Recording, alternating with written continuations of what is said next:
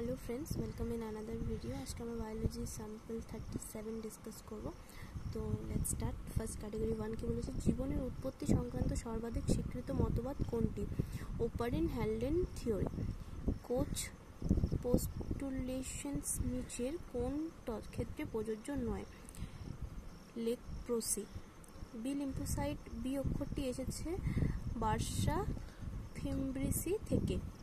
Malaria পরজীবী প্লাজমোডিয়ামের যে দশাটি মানুষের দেহে প্রবেশ করে তা হলো স্পোরোজয়েট। ইকোলি হলো একটি দ্বিতন্ত্রী ডিএনএ যুক্ত গ্রাম নেগেটিভ ব্যাকটেরিয়া।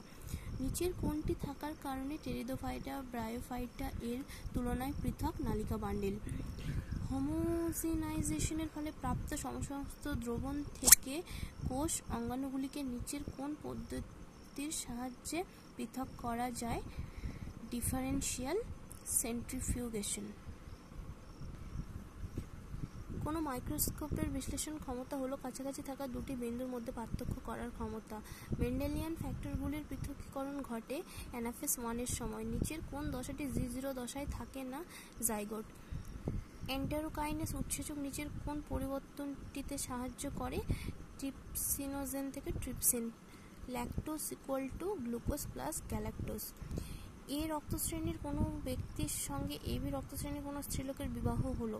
কোন রক্তশ্রেণীর অপত্য প্রমাণ করবে যে ওই ব্যক্তি হেটেরোজাইগাস এ প্রকৃতির? বি রক্তশ্রেণী। নিচের কোন উৎসেচকটিকে আণবিক কাঁচি নামে পরিচিত? এন্ডোনিউক্লিয়াস। গ্রাফটিং এর ক্ষেত্রে স্টক ও সিয়নের সঙ্গে যুক্ত হওয়ার সময় নিচের কোনটি সর্বপ্রথম ঘটে? ক্যালাস গঠন। ক্যাটাগরি 2 কি বলেছে, সঠিক জোড়গুলি চিহ্নিত করো। প্রোটোকোঅপারেশন ++, অ্যামেনসেলিজম -0, মিথজীবিত্ব ++।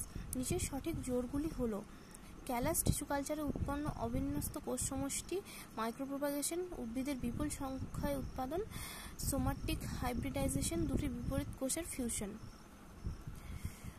নিচের কোনটি সঠিক? অপশন বি, সি, ডি হয়ে যাবে আমাদের রাইট অ্যান্সার। এবার কি বলেছে, গ্যাস্ট্রুলার ক্ষেত্রে কোনগুলি সঠিক? 19 নম্বর কি হচ্ছে? এ, সি, ডি। 19 নম্বরটা এটা দাগানো হয়নি অ্যাকচুয়ালি, এটা হবে এ, সি, ডি হয়ে যাবে আমাদের রাইট অ্যান্সার। তারপর কি বলেছে, যৌন সংসর্গের মাধ্যমে বিস্তার লাভ করে? অপশন এ, বি আর সি, এই তিনটে হয়ে যাবে রাইট অ্যান্সার। কিছু হিন্ট দিয়েছে, তোমরা এগুলো একটু দেখে নিও।